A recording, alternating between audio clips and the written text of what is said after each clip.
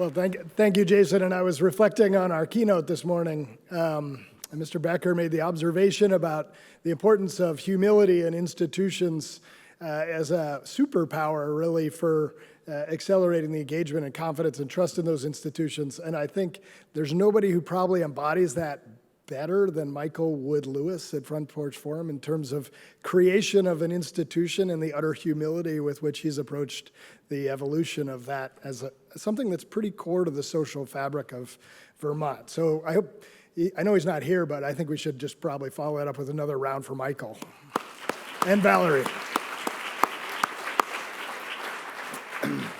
I really appreciate the invitation to share a few more remarks from the perspective of the Vermont Community Foundation at this event. Thank you, Tricia. Thank you to the team. For those of you who don't know about the Vermont Community Foundation, we were founded in 1986 to be a source of enduring philanthropy that supports the vitality of Vermont communities. Over 40 years, we've grown to manage roughly a constellation of about 1,000 different funds that are constantly inquiring about the role of philanthropy in the communities across the state. That level of inquiry is what drew me to the foundation from Vermont Tech. I grew up in central Vermont. The community has always been a defining purpose, both of my career and of the household in which I grew up. And so the opportunity to dig in and really test that theory, to understand what the role of philanthropy might be in the communities of the state was an exciting invitation. At the heart of that inquiry is this element of research, though. And I have to say, when I look at the work of the Leahy Institute in my adult life, this is the most exciting point of engagement for this university in Vermont communities that I've ever witnessed. And they've been a wonderful partner since the inception.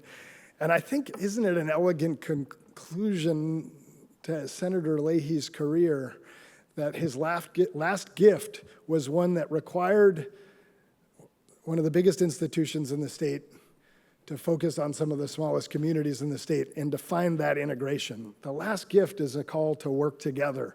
And if that's something for which we frankly should all be grateful. So the work of the Vermont Community Foundation, that curiosity, that reflection about what's going on across Vermont has led in 3 phases since in the 9 years I've been there. The first is an exercise and an inquiry around the opportunity gap facing Vermont. Right? What are the conditions and systems that hold challenges in place, particularly facing low-income youth across the state, by place, by race, by family economic background? And what's the role of philanthropy in smoothing and the common experience that we can expect our neighbors to have? Community is only as strong as our neighbors' experience, and that is something that I think Vermonters continue to hold dear. Vermont is still a place where Vermonters look out for one another. The second is the obvious adaptation and reflection to the pandemic environment. What was the role of philanthropy in addressing the social and economic conditions accelerated by the pandemic? And we spent the last 2 years in flood response and recovery. I think across those 9 years, there's something we share with the university, and I think we continue to learn from each other, which is, I think, one of the biggest challenges in this country and in this state is how we reconcile the institutional perspective with the grassroots. And it's a constant challenge, and that work is never done. But this portal, this platform of partnership, again, is a way of, I sometimes picture Wile E. Coyote with his foot on a boxcar and his foot on the engine of in an anime. I guess this is Gen X or older because it's a cartoon. But as the train cars get further apart, the split gets further and further apart. Institutions need to do the work of not asking communities to meet them where they are, but actually doing the work to meet communities where they are. And again, both the Leahy Center and the Vermont Community Foundation have been committed to that adaptation over time. I want to point to a very specific use of research that has informed our work. We studied about 10 years ago that identified the communities that came out of the 2009 financial crisis faster, rural communities that recovered more quickly than others, and they had 3 factors. One was a high degree of startup velocity, entrepreneurship, and forming an economic recovery that was somewhat independent of the global economy, people owning their future by creating their own businesses. The second was increasing generational and ethnic diversity.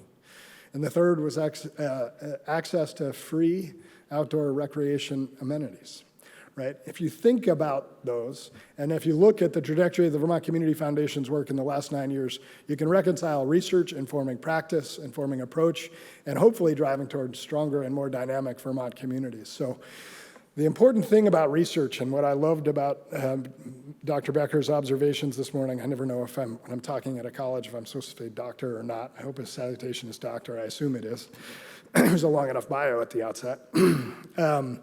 But Dr. Becker's observation about relevance, right? The constant challenge is that it can't be research for its own sake. It can't be a grant program that's self-satisfying for the grant maker. It has to be relevant to the experience of the communities that you care about. And in Vermont, we care about each and every community from Brattleboro and Bellows Falls all the way up to Brandon and all the way up to St. Albans and every corner of the state. So we have to be relevant to those experiences. And so that requires a level of reflection, a level of curiosity, and a level of humility. And I'll close with just the final observation that I stole from somebody at the Ford Foundation just after I started, which is if we don't go through that exercise of reflection and that curiosity about whether our work is relevant, then the research or the grant ends up making a dramatic statement of indifference for the experience of those in that place. And the biggest risk for institutions is, particularly those with resources like the university or the foundation, is to manifest indifference to the places about which we care. I think we've done well, I believe, and inspired by the partnership with the Leahy Institute and the Leahy Center for Rural Partnerships and the road we have ahead. So thank you for the opportunity to share our remarks. Thank you for the opportunity to build a strong partnership and bring the research power of this institution to bear on the very real and very endemic challenges that are abroad in Vermont communities. So thank you, Tricia.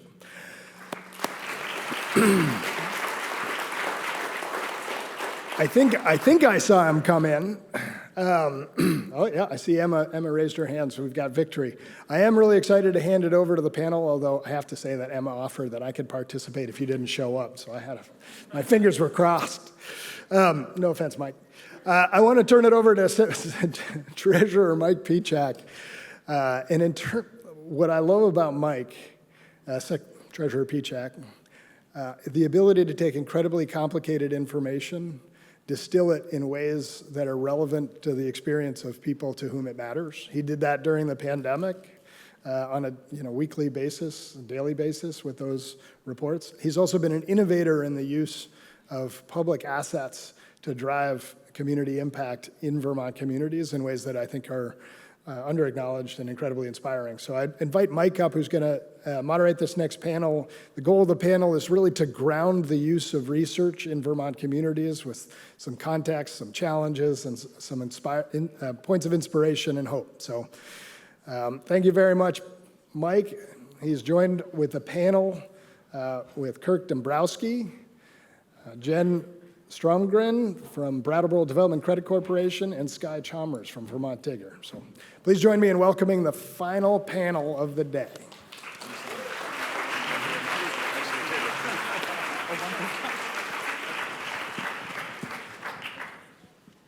Well, good afternoon, everybody. It's a pleasure to be here with you. I hope you're excited for this great panel. We have some really great panelists and some really interesting topics to talk about. And at the end, we'll also have some time for some Q&A, so hope you'll get your questions ready.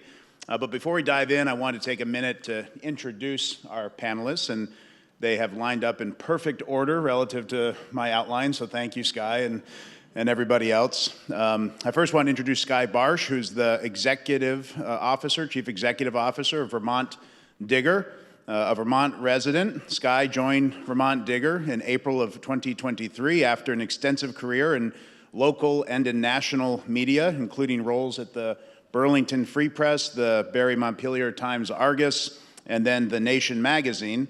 And prior to joining Digger, she served as Vice President of Sponsorships and Market Strategy for Chalkbeat, one of the largest nonprofit news organizations in the United States.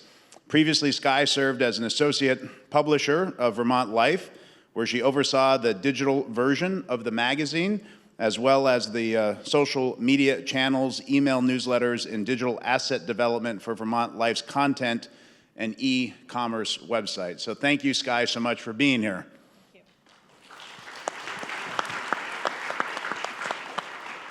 And then to Sky's left is Jen Stromsten. Jen is the Director of Programs at the Brattleboro Development Credit Corporation in southeastern Vermont. The BDCC develops programs to reverse drivers of rural decline, which include our shrinking rural workforce. The BDCC and regional partners set out to welcome immigration as a core strategy to that through the Southern Vermont Working Communities Challenge of the Boston Fed. The resulting resettlement of over 600 refugees in southern Vermont, including BDCC's programmatic focus on employment, training, economic mobility, which are all core to Jen's daily work. And just editorial privilege, thank you for doing that. It's so critical to our future always, but so critical to our future at this moment in time in particular. Before joining the BDCC staff, Jen spent 2 years helping launch the Vermont Futures Project in partnership with BDCC's former director, Jeff Lewis.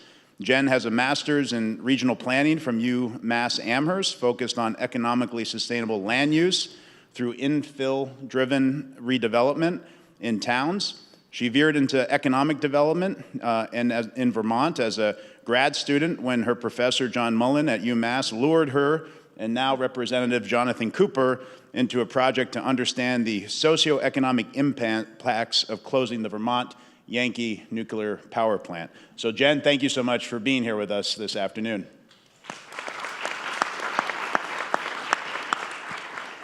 And last but not least, Dr. Kirk Dombrowski. Kirk has become a vice president for research at the University of Vermont in April of 2020. Nothing too exciting going on during that period. 47 years. Prior to joining UVM, Kirk was the faculty member for 15 years at John Jay College in New York City, after which he moved to the University of Nebraska, where he helped in several leadership positions. He was the founding director of Nebraska's Rural Drug Addiction Research Center, interim director of the Nebraska Center for Virology, a biochemicist research institute, and he was the director of Nebraska's Minority Health Disparities Initiative, a university-wide faculty recruitment, development, and community engagement initiative. Dr. Dombrowski is also an active researcher who's worked to prioritize community-engaged, team-based research that straddles the social and behavioral science, a link that he has used to address public areas of concern for social good, such as HIV infection dynamics, drug and alcohol addiction, minority health disparities, and suicide prevention in Native American First Nation communities. His research has received funding from NSF, NIH, and numerous foundation sources as well. And his published work has appeared in social science, computer science, and also health science journals. So welcome very much, Kirk. It's wonderful to have you with us as well.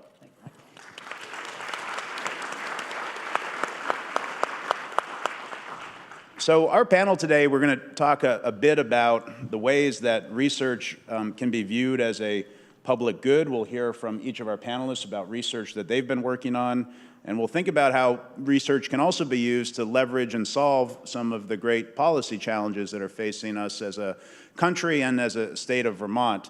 You know, and just thinking about these sort of broad questions about how is research a public good, you know, I think one of the things to think about in its broadest construct is that the benefits of research expand way beyond the individual or the institution that are conducting that research. There are benefits to that individual, to that institution, but that public research itself has ripple effect in terms of the impact well beyond that individual breakthrough or discovery. And it's also additive. It's something that grows knowledge across the human race. It's something that others can then use, others can then adapt, others can then build on to make even greater advancement for the public good. And we see great examples of this in public health. We see great examples of this in green energy technology. And I think we'll see a lot of opportunities here in Vermont for research to help inform and solve some of our greatest challenges, like our demographic crisis, or the ways we adapt to climate change, or the way that the economy is transitioning, not just in Vermont, but across the country and across the globe. And when we think about how public policy can leverage or be leveraged by research, you know, I think of both ways that research can identify the problem, and then also ways that research can identify the solution. And when I was thinking about our office and my time as treasurer, I can think of a couple of very clear examples. One in where research really helped us identify a problem was in economic and retirement security. So we knew from academic research that people that did not have access to a workplace retirement plan were 15 times less likely to save for retirement, considerably more likely to have a less dignified, less secure retirement.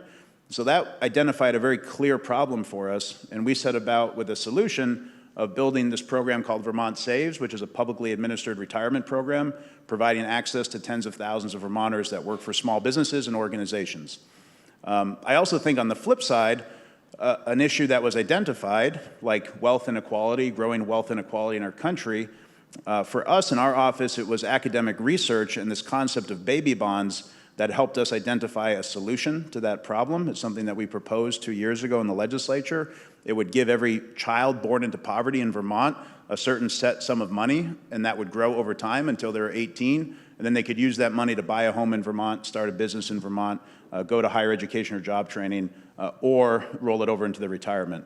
So really clear, for me, examples of how public research, how research has helped us both identify problems, and then we've come up with some solutions to try to solve those, or we've been able to identify the problems, and the research has really helped us hone in on what good solutions may be to those challenges. So with that, excited to kick it over in here to the first question, and maybe we'll start here with Skye and we'll go down the way. How in your time have you leveraged research in your work? How has research added value to development of solutions, the proliferation of information, or the creation of a new innovative program? Thank you, and thanks to UVM and the Leahy Center for having me today. We use research every day, and there's 4 main ways that we do that. I did a search on our website today for the term research, and I got 5,855 results. Nice. So very critical to what we do. We rely on research of other individuals and institutions for the basis of many of the articles that we write. We also conduct our own research. When our reporter, Carly Berlin, who covers housing, there was this pervasive myth last year that people were coming to Vermont to use the hotel-motel program, and she couldn't find the data that she needed to suss that out, whether that was true or not. So she did her own research to determine that mostly that's untrue. It's gray. But she did a whole podcast episode talking about what she did for her research and teasing that out. Also, as commercial media has failed, we have seen this rise in nonprofit independent newsrooms, which is what we do. We produce journalism as a public good. And we've relied on the research of other institutions that have looked at communities where local news has gone away. And they have found that civic discourse decreases, volunteerism decreases, and in communities where there is strong local news, just the opposite. So we've used that research to build our case, because our news is available for free. It relies on individuals contributing to make it possible. And so when we're able to make that case to our individuals and institutional funders, that helps strengthen to show why we do what we do. And finally, we do community listening. So we are not responsible to any corporate shareholders. We are responsible to all of you, our readers. So that requires we listen to what you want to read, how you want to receive your news. Is it on a website? Is it on an app? Newsletters? What's most useful? So those are the 4 main ways that we use research day in and day out. Thank you. I use notes, or else I go all over the place. So you're welcome. I first want to thank UVM for turning your superpowers on our communities. This event is a testament to the transformative potential of the partnerships, research, and practitioners and communities. So I'm here in part because of this innovative work. It's not the first time refugees have gone to rural places, but it's the first time that it's kind of happened at scale with a field office established by a national agency. And so it is a different order of magnitude and a different kind of undertaking. This has been really made possible, this new model, by a partnership with ECDC, which is a national agency, and SAT World Learning. But UVM has been sort of part of this for a while. So they have helped kind of shape this. Currently, there's a research project that's kind of culminating that's been helping take a look at the last few years. It started in 2022, the resettlement project, and it's helping us kind of assess and understand how things are going. And rural immigration for us is a way to sort of revitalize our communities, as was mentioned. And in southern Vermont, this was not something we came to lightly, right? This decision to do this work was based on years and years of research coming out of Tropical Storm Irene, and even previous to that, other disasters where our communities were just sort of struggling, and we had to figure out how to get a grip on that. And looking at the economic data, that kind of research really helped us understand what was going on, the long-term trends. And then looking at other kinds of research about models and looking for drivers of positive change. There are a lot of great examples of research that we use in economic development. For instance, coming out of the pandemic, there was a lot of good information about why some kinds of businesses did not receive the aid that they needed. And I think that's been really, we're an economic development organization, so understanding that, seeing the research about how to better serve minority businesses has changed our practice. So that's kind of how we operate generally as practitioners. We're out there looking for information, but when you're doing something new, it's different. There's no one out there to tell us what rural redevelopment or what rural resettlement looks like. So having UVM along for the ride is really important. And I just kind of want to point out that we've actually have had guidance from that knowledge, especially from Professor Pablo Bose from the beginning, because we spoke to him years ago when we were first trying to figure out how to do this. And he gave us really valuable insight based on his expertise. But I would say more importantly, in speaking with someone who had that kind of deep knowledge and a view across all of North American kind of immigration and in particular refugee resettlement, we got something else, which was a really clear focus on long-term outcomes, right? I'm an economic development person. I get up every day worrying about how to fill jobs, worrying about the labor force, the size of the labor force.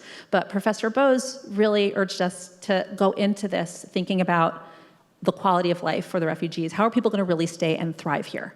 And that clarity and that kind of thoughtfulness has informed the way we go about what we're doing in southern Vermont in a way that kind of the numbers won't really tell you the story, but it's embedded in what we do. So. That's great. Kirk? That's great.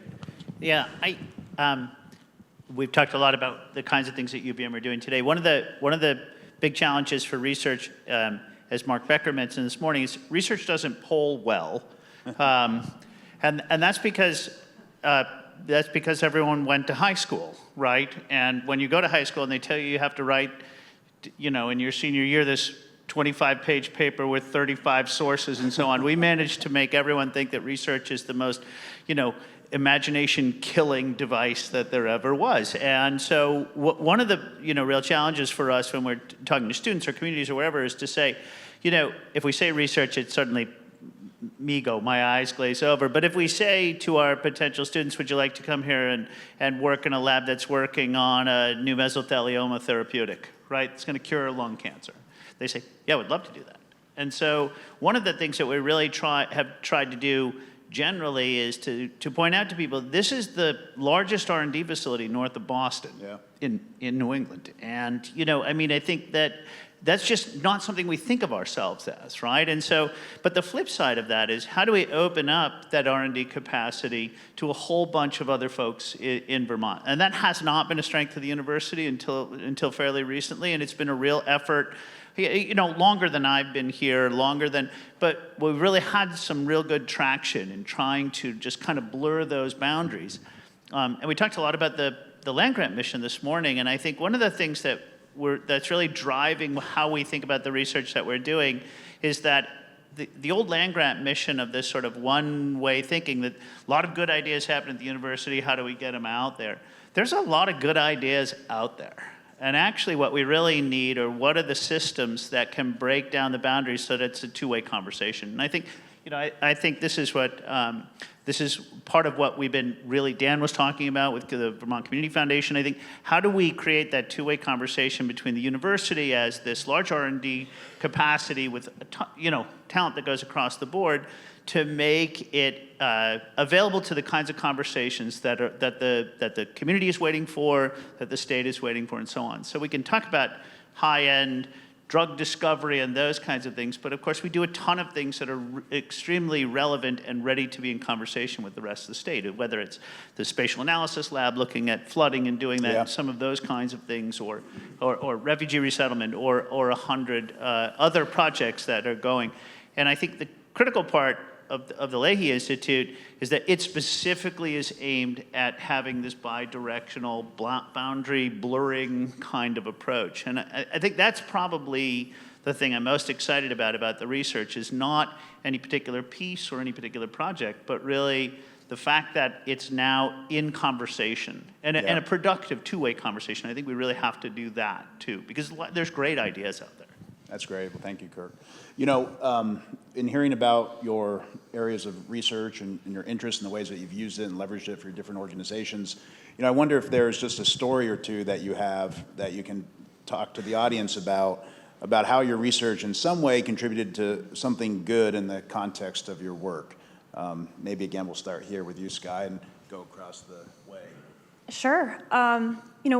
We hear from readers fairly often that because they read something in VT Digger that they didn't know about their community or their government before, that they were able to get involved or to take action. Here's an example. After the 2023 floods, there was a business owner in Montpelier who lost their business. They also had a house in Barrie. The first-time homeowner lost their house as well. And because of their immigration status, weren't qualifying for federal relief. And our reporter wrote about that, and the surge in GoFundMe contributions that came the next day after that article published. I forget, but it was 5 figures. It was $10,000 or more. So that feels very tangible. And for our own work, we've done source audits where for a period of time we'll send a demographic questionnaire to the people that we've quoted in our stories and then take a look. And what we found was the last time we did this, we were over-quoting people from higher income backgrounds. And some of that makes sense because we're talking to a lot of officials, but that's not good enough. So we developed a brand new reporting beat called the Wealth, Poverty, and Economic Opportunity Beat that we're launching in July, thanks to a grant from Report for America. And we just announced that, and the response that we've gotten from the community, what an important topic this is, from all over Vermont. People are, this is on the top of everyone's mind, and if we can help, distill some of the research that's coming out, and like I said, all of our news is available for free, so anybody can access it. They don't need it to be able to afford a subscription. We're hoping that can foster dialogue on this issue. I just want to keep asking you all more things about what you're saying. But we're not here for that. I'm sorry. So we are in our own way kind of a little research project, right, with our Southern Vermont resettlement. And so something that happened partly because of what we've been doing was that in November, when the election had happened and we knew what was going to happen, SIT World Learning Campus, which is where our transitional housing people come as refugees and tend to live there for a little bit as we find them housing in the communities. They were asked to consider accepting 85 college student refugees to the campus to basically live there for 8 months, because those students were going to matriculate to 30 colleges in the US. These are students who've been living in refugee camps, many of them for their entire lives, and had been fighting for, many of them for years, to get into this program. And if they didn't make it into the United States by January 20th, they weren't going to make it. And so we had a really short period of time to figure out how to pull this together. I didn't do most of the work. Let me just be clear about that. But one of the things that have been happening is we'd had this research project, and the research project, in a way, gave us kind of a factual basis to talk to each other about whether or not we could do this, right? And it had really affirmed, like, housing and transportation have to be sorted. And so the conversation with the donors, the philanthropists that were going to take care of the kids for this program, that really had to be taken care of. But a third thing that the research has made really clear is that the community members in our rural area are the superpower that we have. Right? We don't have agencies that are the same scale. We don't have big employers like Rhino that can lean in, but we have these incredible community members. And so we were like, yeah, no problem. Like, we think that'll work out. Then, sometime right after Thanksgiving, I think I was like doing Black Friday shopping with my kids or something weird. I got a call, and it turns out that they were really erasing the entire campus-based refugee program, and that the volunteer community members would have to like literally sign for these kids. We would have to find community sponsors who would take on personal responsibility for about 10 college students they'd never met. And we had like a week to do it. And I was talking to my friends at SAT, and, Tim Rivera, and he was like, this is going to fall apart. And I was like, no, it's not. It's totally not. It's going to be fine.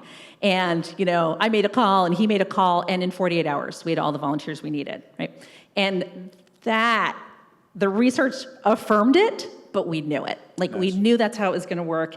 And I'll tell you, that is something that we can, like, being able to point to the research is really important, because as practitioners and community people, it's like people are suspicious of when we say things like that, right? So it's really helpful. And that's also part of the superpower that you turn us. You give us the evidence of things that we kind of know in our gut and we see on a daily basis, but we kind of can't take it to the bank. So. Yeah, nice. Thank you, Jen. It's great. That's great to know, actually. So we have like 635 labs and about 400 field projects. So if I name two, I'm going to make a lot of people mad. But we had some great ones already. Name 600. Yeah, but I just do run down and fast. That would be a good test. We had some great examples with Bernice and others. I want to just make one quick point, which is we haven't talked that much about extension today. Yeah. And UVM extension is just so right from the beginning. I would say one of the things that we do that is the longest term and greatest piece, and I want to make sure that we don't go through the day without pointing it out, is UVM extension just continues to play a role. Our teams are out there doing everything from how to help people make a functional, food service out of your home, work around kitchen equipment, to cover cropping and the work that Heather Darby does. We just have this incredible machine that goes on and on. And sometimes people they know it's UVM extension and they don't think it's UVM. And so it's one of those, I just want to make sure we do that. But there's so many things. If you had an RSV vaccine, or your kid did, that Right. technology was created by one of our researchers. So it's there's a lot of those sort of high-end things that we talk about. But I think, for Vermont specifically, I go back continuously to Lake Champlain, and we had a number of Lake Champlain grants around Sea Grant and around a number of things. And that's just such a lifeline for this whole region. And you have folks like Ellen Marsden, who spent a career at UVM figuring out how to get rid of invasive species, lamprey, and other kinds of things. And it's that quiet kind of research that got kids out on the boat and figuring that piece out, and that figured out actual ways to combat that are going to help drive the economic success of the region for generations. Because someone just really took the time to try and figure out deep down what's happening. And I think it's one of those areas that higher education really shares with the press, right? Higher education is one of 3 or 4 self-correcting mechanisms in a functional democracy, right? Yes. And we are part of our job is to continue to hold on to unpopular ideas, to do that slow work, to do those kinds of things. It's like really slow journalism, right? And we're really slow journalists. But I think it's a really critical feature at the time that we're talking about right now. And that's everything from the humanities work that we do to work out on the lake, to the south, to some of the things, the community schools work that we've talked about today. And we can lose sight of that if I talk too much about great vaccines and the amazing science that comes out, which is amazing. But I think that other piece, that important role in being a self-correcting mechanism for a functional democracy is probably more important right now than ever. And I think that's really key in the research space, just like Skye was talking about. Yeah, no doubt. Well, we've heard from our panelists about the impact of their research, how it's a force for good, but we're also living in a time when scientific research and the institutions that support it are under attack. We think about our panelists who are up here representing the field of journalism, representing refugee resettlement, immigration, representing higher education. These are clearly three areas that are currently under attack. I wonder, how has this impacted your work, and what changes are you making, or what are you hoping to implement to protect the work that you've accomplished and the work that is underway? And again, maybe we'll start here with Skye. Yeah. Oof.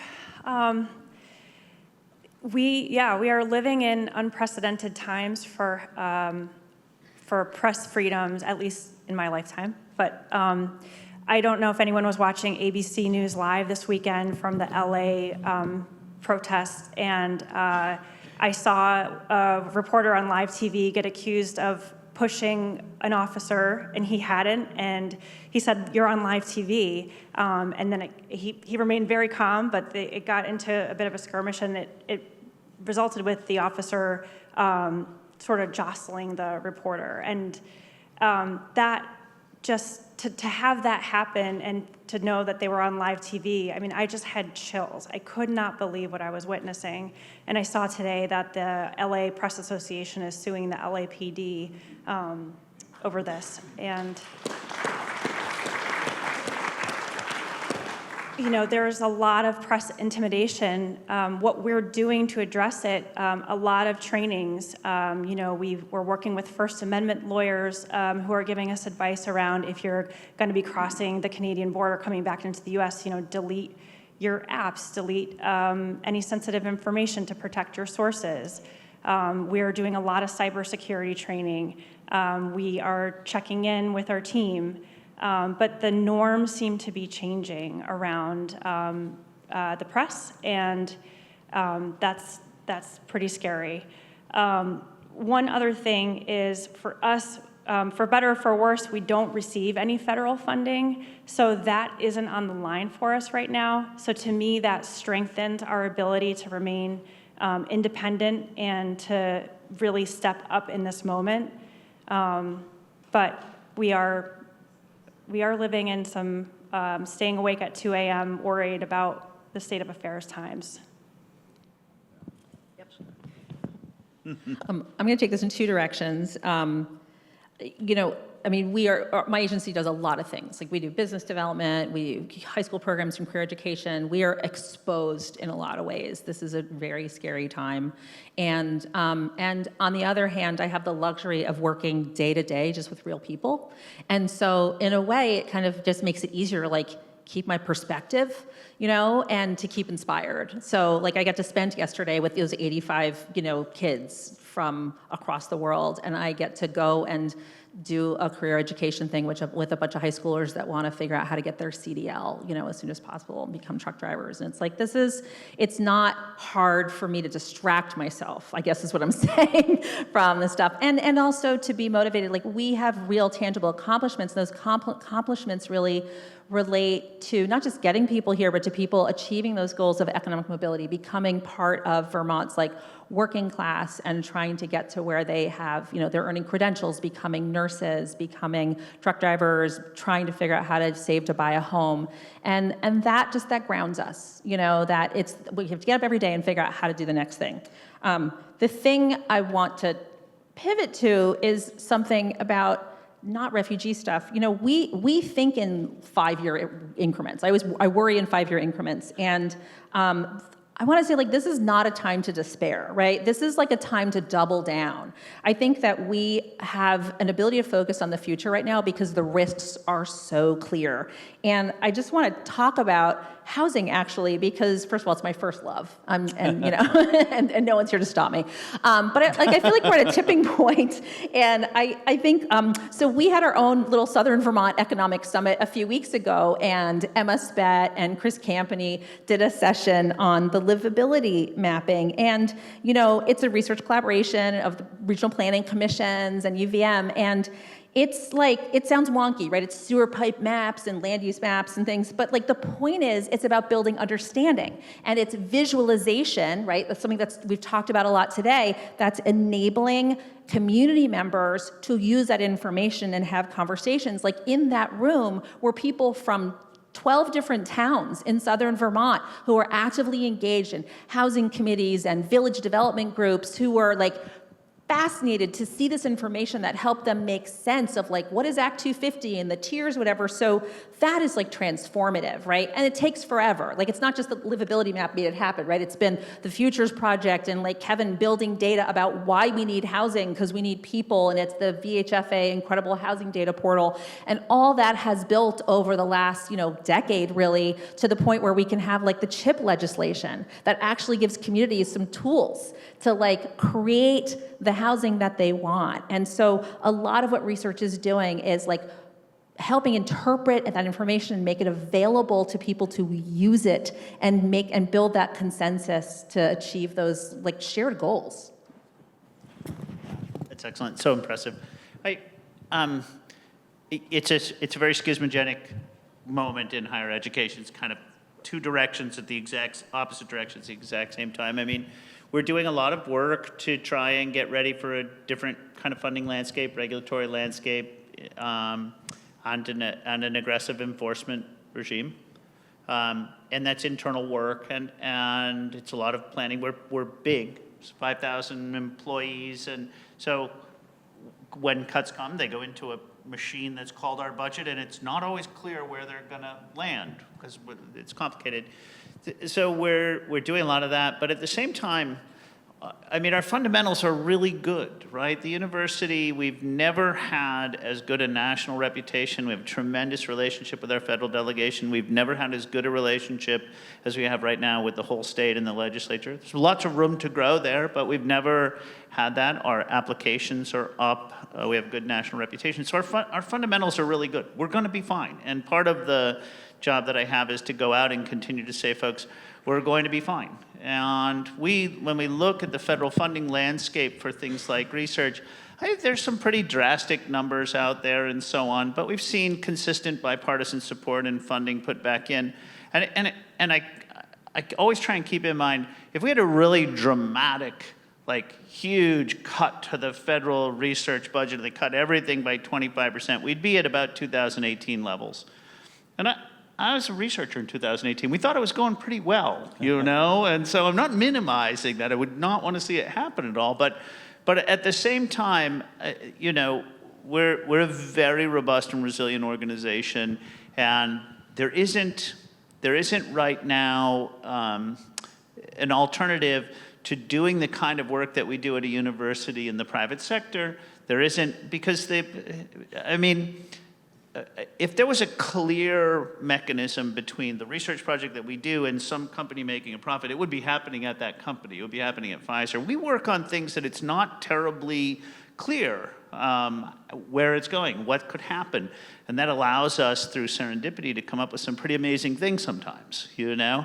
And it also means that we work on things that are dead ends. And so there isn't another institution in the world other than higher education that has the capacity to spend open-ended discovery time and resources the way that we do. And America's not ready to be done with that. Right. Higher education has made mistakes. I mean, one of the biggest challenges for us is to own our role in getting us into this situation. And we have not done that successfully as an industry yet. Unfortunately, and to our detriment.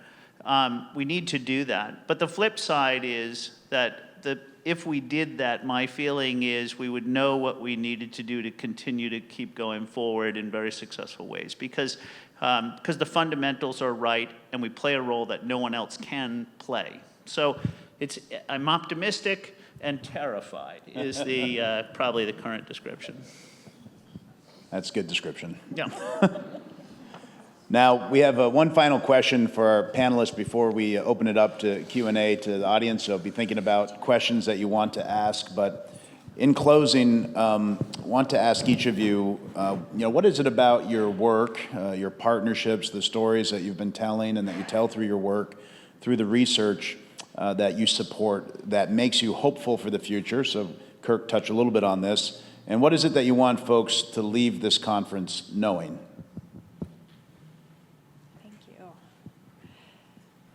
So much makes me hopeful. We, over 500,000 individuals come to our website every month. To me, that demonstrates trust and need. There are nearly 10,000 individuals who contribute anywhere from $1 to 6 figures every year. And that is one of the highest percentages in the country in terms of nonprofit membership programs. I think that really speaks to Vermont's civic mindedness. I also am really hopeful because I hear people talking about journalism and access to local news in a way that I didn't before when the commercial model was working. I can speak for myself. I think I sort of took my local newspaper for granted. And now that we're seeing the threats to that, I'm seeing people step up. When somebody does make a contribution on our website, they have the option to leave a note. And the notes that come in about what access to local news means to them is so heartening. And finally, I'd say the team, the people who work at VT Digger, who work very hard under some difficult circumstances. We're still figuring out the model, and we have very dedicated, creative, innovative people who could be doing any number of things, and they've chosen to do this. That's great. Jen? A lot of things make me hopeful, but most of all, sort of watching people live their lives and do well. I get to have, sometimes I have a day where I'm like at one of our vocational English classes working with someone who, helped 2,000 babies be born and is still working to get the credentials they need to do anything meaningful in a medical industry, but they are, and they're doing it. And then I will go to an event the next day and, that person's daughter is in a program in the Career Center and also working towards her own nursing degree. And, so it's like I get to see this generational kind of movement almost like in real time play out in hyperspeed, which is super fun. And it's exciting and it's a joy every day. And I have to, stay humble about my own problems with grants and things like that. But I mostly want to focus on sort of the, what I want people to leave here doing and thinking, because, one of our secret mottos, and I feel like this has become more common, but we felt like we were really, really special when we came up with this, which is no one's coming to save you, right? And I think now it's more clear than ever, right? And that's okay, because we can figure this out. So I, first want to exhort everybody to just use your privilege. Like, you can change lives. Like, everybody, if you're here, you have some privilege, and just find a way to use it. And, you're going to be okay. We're all going to be okay. But more importantly, you can help somebody else be okay. Partnerships also are really powerful, and it's really tempting in a time like this to kind of atomize and be fighting for resources as they become scarce, and that is not what we need to do, and that's not what I'm seeing happen. What I'm seeing is really hard conversations among partners about how we're going to get through this together, and that's super inspiring, and we have to double down on that. I think this is a time to think big. And I think when things were normal, we kind of waste a lot of effort on incrementalism and even sometimes toxic positivity about everything's fine. And it's we're afraid to rock the boat, and it's I think because the future's at risk, we're okay, let's do hard stuff. And let's do hard stuff, and I'm actually weirdly excited by this bizarre time. And I'm terrified. I have constant migraines, but I'm also kind of inspired by what's possible. And I just want to say coming back to sort of the personal personal, and a little bit of kind of what you were saying, like we have to admit what we've been doing wrong, and I think we have to take this time to like really learn what we need to go forward and do bold things. And I think we have to, be humble and be vulnerable and like find the scratchy edges of our knowledge. The way we were doing things, even if it was fine, it's not gonna be fine going forward. And I think for me, like the best example was, like during COVID, like some of us, woke up to the fact that even though we're pretty educated and pretty worldly, we didn't know enough about the Black experience, and it was time to like educate ourselves some more. And I think a lot of people have really worked on that. And so it's easy sometimes to like do the reductive thing and just think of like Black Lives Matter signs are kind of performative, but like they're not. Like there's a lot of meaningful change and learning and action that's gone on underneath that. And I think that, that's kind of what we need now. Like we are awakening to something else similarly that's just about democracy and civic life and like what we do together, whether it is like public research institutions or community projects. And I think this is like a really exciting time for people to rediscover and dig into that and like get smarter about it. So I'm kind of excited. Yeah, that was awesome. I totally agree with everything Jen said. That's why I'm optimistic, is because Jen is here. I think that's the best thing I've heard in a long time. I mean, I said it before, I think our fundamentals are good, and I think one of the things that makes me optimistic is a day like today. This is the third time we've done this, and I just keep teasing myself saying, same rabbit, same hat, worked again, nothing up my sleeve. We started this on a lot of faith a few years ago, and people came out of curiosity, and then last year came out because we had some, even, to see if it would work twice, but people keep coming, and I think UVM has moved a long way in the engagement space in the last few years, and that's a real good reason for optimism for me. I think we have some real momentum in this space, and that's absolutely vital to that next generation, next version of the land-grant mission, where it's actually in full conversation, and we don't talk about the walls of the university, because there aren't walls around the university. You can kind of walk all over the place. Most of our buildings are the security's going to get all mad, but most of the buildings are unlocked all the time. And so, I mean, oh no, he just invited 800 people to walk into the buildings. So, I get it, that's all right, we'll be okay. But I mean, I think what we need to continue down that road and have faith that the community is with us. And I think I'm going to ask, maybe Dan Smith will give me a thumbs up from the audience. When we started doing this, we asked for credibility, and there was a lot of questions about whether UVM would actually live up to the credibility we were asking for, right? And I feel like we have. Up to this point, we've done really well in those kinds of ways. And I think that we're starting to see people are like, folks who know me have heard this 100 times. William James said there's 3 stages to every new idea. The first stage is that's preposterous. The second stage is that's potentially true but trivial. And the third stage is we've known that for years, right? And we're past phase 2, and I'm going to make the same speech next year, and people are going to be like, for crying out loud, Kirk, it's over. We get it. It's done, And so I think that gives me the optimism right now, is that we've gotten past that second stage. People are buying it, that we're really actually serious and genuine about doing this for real. Nice. That's great. Thank you.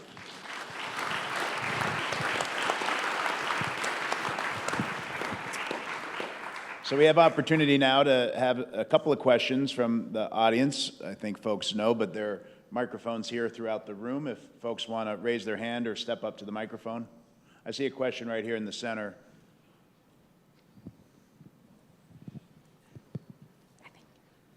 Thank you. My question is about power. I know that every project begins with questions, but the things that I'm grappling with is who gets to frame those questions and whose priorities are actually being reflected when you come together.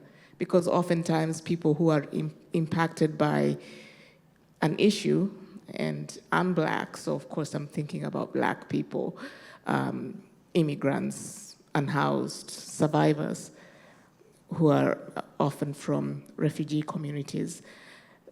They aren't in the room, and when research questions are being shaped, I'm struggling here. Instead, I see institutions sometimes set the agenda, they lead, but they're not in the room.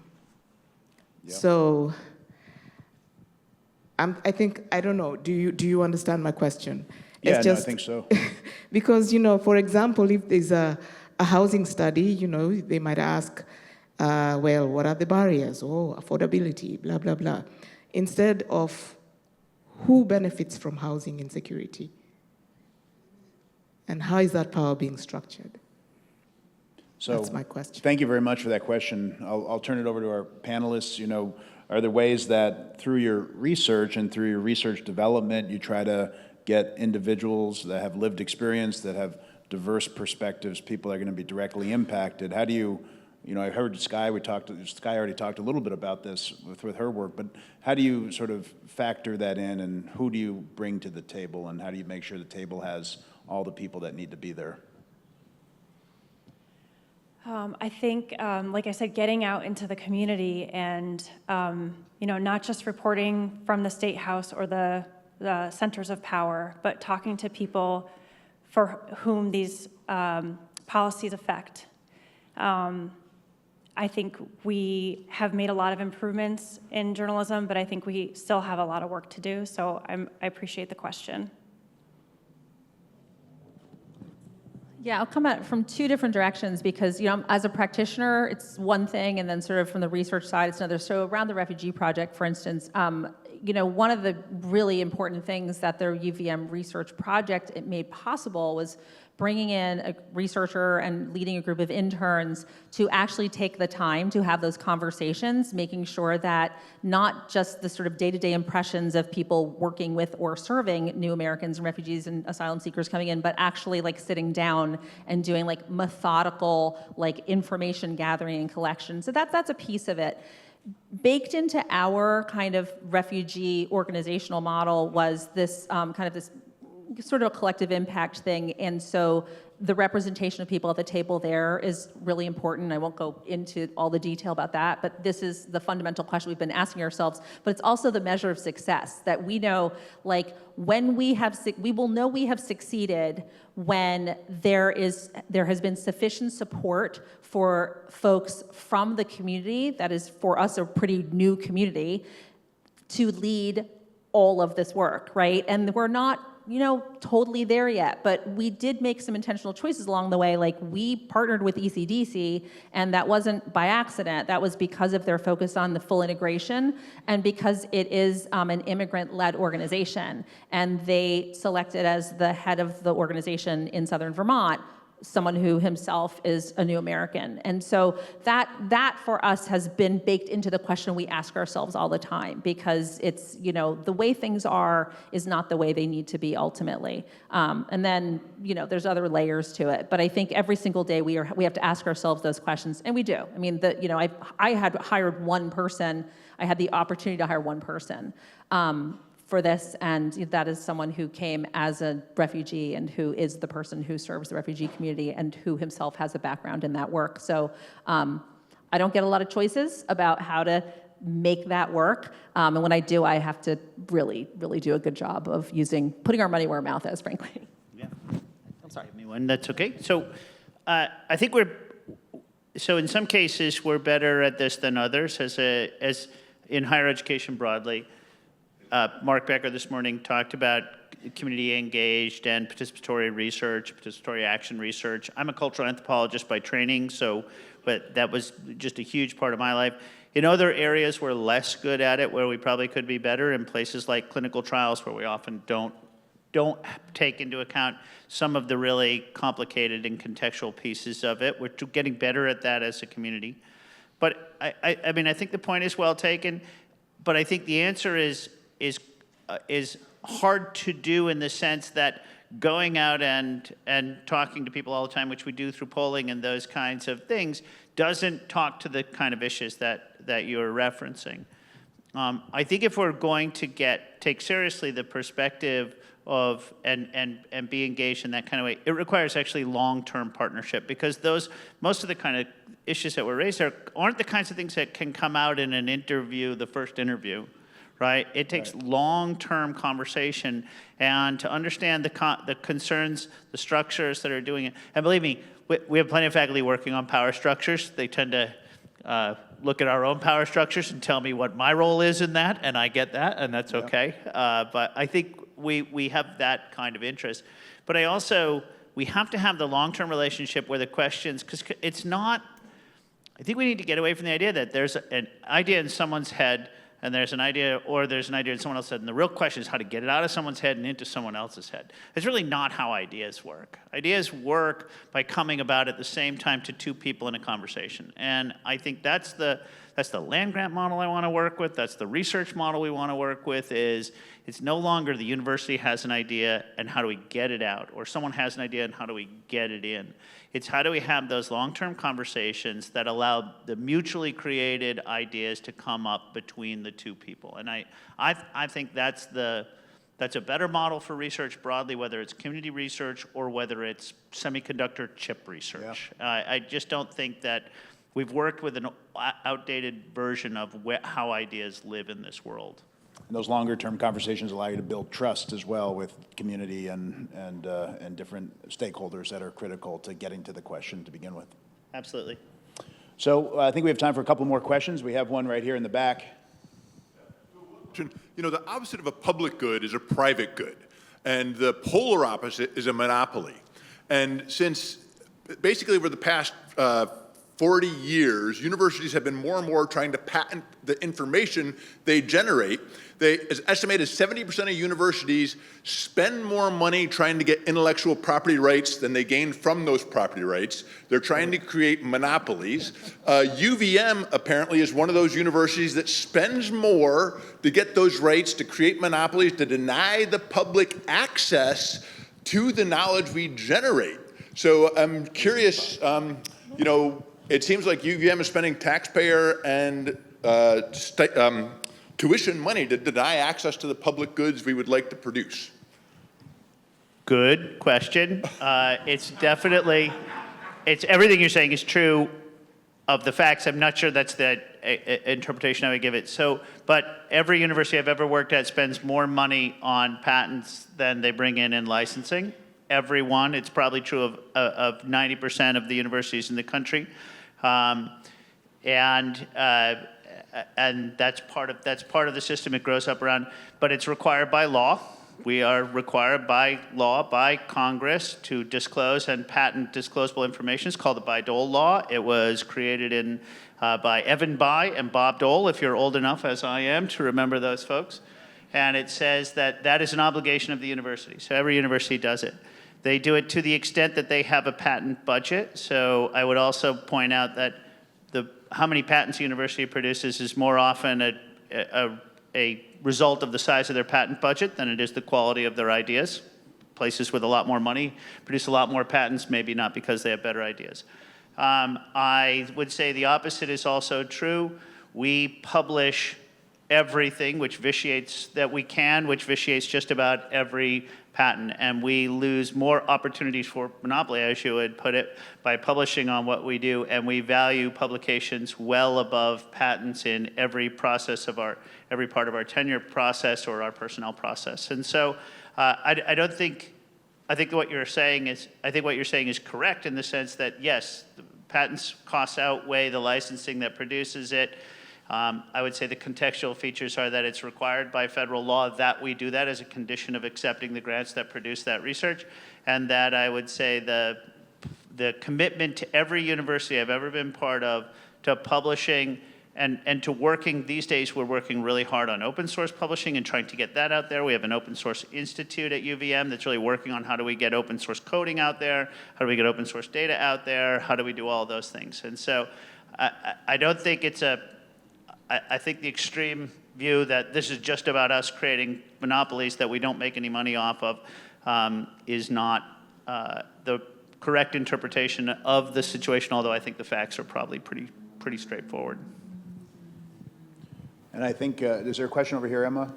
Yeah, I think, so maybe let's take this question and this last question, and that'll probably be all we have time. So, why don't... For your paneling, this is great. Dr. Dombrowski, you talked very briefly about being self-reflective as in higher ed and its need to be self-critical. At least that was my interpretation. And correct. I'm really curious because that's a really important aspect of transformation is being able to sort of look within, to research, to see again.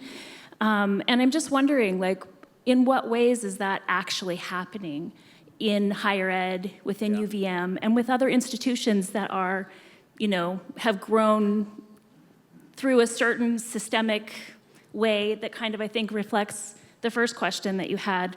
The question isn't how can we help or how can we fix? The question is who is being served and how do we reassess that so that we can come to a different solution?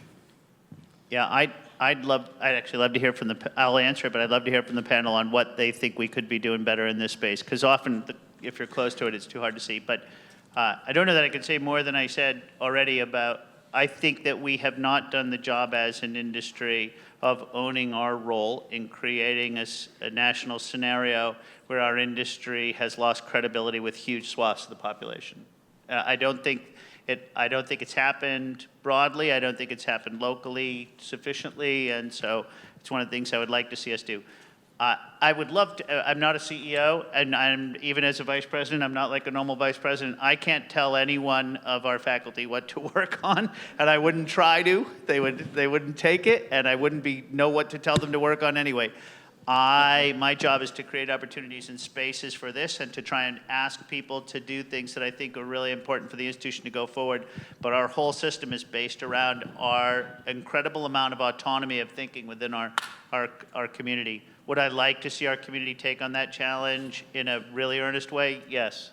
Has it happened yet? No. And if I could bring it about by wishing, it would happen. But I think, honestly, I'd really be interested from the perspective of economic development and from the perspective of the press especially, are you seeing signs of that kind of humility and ownership here, anywhere, things that I'm missing, or is that necessary? I mean, I'm going to take this to sort of a different level in a way. So I think that question of like who benefits, right? And why are we doing it this way? Like we're all trapped inside these structures, right? We're inside the matrix, and if you're lucky or unlucky, you realize it, right? So, you know, an example from economic development is, for instance, you know, for years I've had to figure out how to turn myself into pretzels to write grants that were asking me to create more jobs when I couldn't fill the jobs I had. Right? And so how do I figure out how to do workforce development stuff that's, right. So there's always like the wrong questions we're fighting the last war or something like that. And I think that's also true, you know, a lot of it's really recent that we've started to see opportunities around funding and investment that are not totally geared to exit. Like exits are great for private equity. You know, exits look good on economic data, but exits in rural communities translate into a great local company getting owned by a not so great not local company, right? And that over the long term has really degraded the quality of the jobs that we have in a lot of communities, right? So what's good for the goose is not good for the gander. And so thinking about who benefits is, for us, you know, that is a constant question of like, we are being asked to do X because that's the right thing to do in terms of housing or business development. And is that really good for our communities? Is that really the thing that's going to create thriving communities? And sometimes there's a match and sometimes we're fudging it and sometimes it's just a complete whiff. Well, and one thing I'll just add on that idea of self-reflection and then change. I mean, Kirk has already touched on it, but, you know, growing up in Brattleboro, to me, UVM was something that was up in Burlington, that educated students and was self-contained. And I think you all have reflected on that and thought about how is UVM a resource for the entire state, a resource for education, a research for thought provocation, a resource for economic development, and you've internalized that and now you're executing on it. So I think that's just, from my perspective, a really good example of transformation in action. It's still more to be done, I'm sure, but it's great to have that perspective. And maybe one last question we have here in the back. Hi. I really appreciated your comments, Jennifer, that no one is coming to save us, and that now is not the time to atomize and fight for resources, but now to band together. I also appreciated Kirk's comments of wanting this to be a university with open walls. And I also know that last month, this university laid off 3 frontline staff at the Dana Health Sciences Library, temporarily shutting and permanently limiting public access and university access to Vermont's only medical library. I would look around to all of us and know that, ask all of you in this environment, are we ready to turn from researchers into activists? Because I don't share Kirk's optimism that we're gonna be fine. I know that no one else does what we do. You're right, and I also think no one else understands it. And I also know as a staff working in research on the ground that often our own administrators don't understand the work that we do or the importance of it. And that's especially true in extension, which is heavily under attack, and I also believe is the most important thing we do here at UVM. On Saturday, a student of the migrant education program in extension was kidnapped by ICE a week after she graduated high school and is now in ICE custody. So we see a full-on attack on everything we do here, from research and access all the way to our extension programs. Sorry, I'm emotional.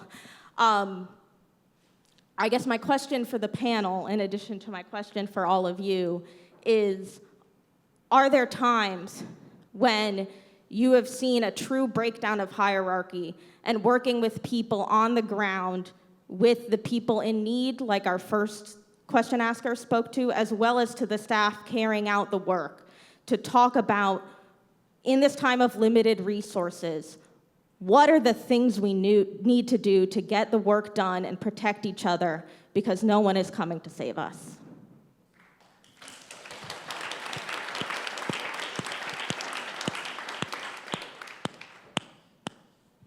You want me to step in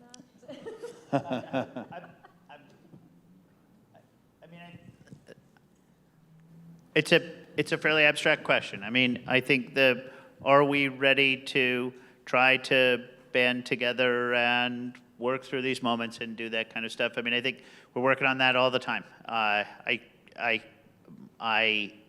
have an office of about 200 people, all of whom are staff, and who we work together all the time to try and figure out how can we get through and still continue to function and do the things that we do well. And there have been times, and there will be times, whether in this moment or in the future, where universities and every company are responding to changing economic terms. And I think none of us, if the impression is that we take any of that lightly, or that's not an agonizing process across the board, then I think that we're giving off the wrong impression, because we worry about this intensely in times like this. This is not I'm a pretty cheerful guy, but this is not a fun time to be in my job. Yeah. Right? And so, I mean, I think if we're not portraying that is the goal. I mean, we did a hiring freeze a couple of months ago, and we were talking about this at an open forum, and I was asked, why are we doing a hiring freeze? And the answer was to protect the people who already work here, right? We could not get ourselves out over our skis, make commitments that we can't do that would come back on the institution and make it difficult to keep the people who are already here.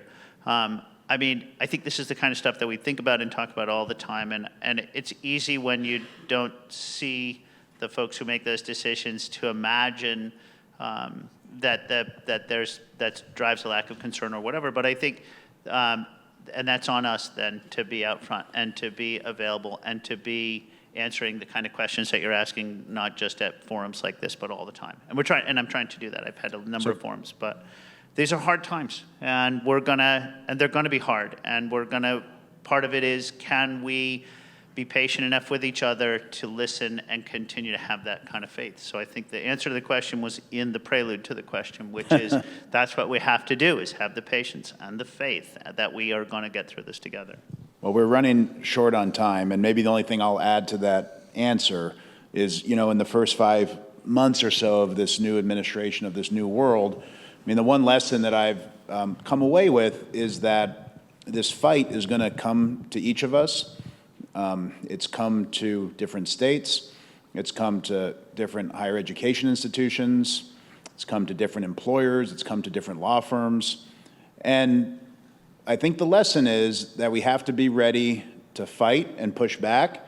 And when the fight comes to us, we have to be willing to do so. You look at law firms that have fought, they have won. You look at individual states like Maine that have fought back, and they have won. Higher education institutions that have fought back, and they have won. It's not easy, but I think we have to be ready for it, and I think we have to engage in it when the fight has come to us. So I want to give a big round of applause to our panelists for this great discussion, sharing their great expertise. And welcome Tricia Coates back up to the stage. Thank you very much, Treasurer Pieciak. I'm on the stage. That means that we are wrapping up. But before we do, I just want to reflect a few things here. First of all, thank you again to this panel. This was really a great way to wrap up. Thank you, Mike. We've spent the whole day promoting research as a means for public good. At times, we've been a little shameless in our promotion of said research. But I want you all to hear that we also have listened. And there are a few takeaways for the Leahy Institute and for the rest of us here at UVM. And number one is to really look at the incentives that we might provide for our faculty, staff, and students to engage in the community, as number one. Number two, to always hold the community need as our North Star. And number three, to just do it the best that we possibly can. So thank you for bringing those values here to us today. Thank you for engaging in the workshops and the panels. Really appreciate your time. I know it's precious. And we invite you to join us for a reception. The winner of our raffle will soon be announced. And we really appreciate, there are also research posters. We'd really love for you to stop and look at those. Thank you all very much.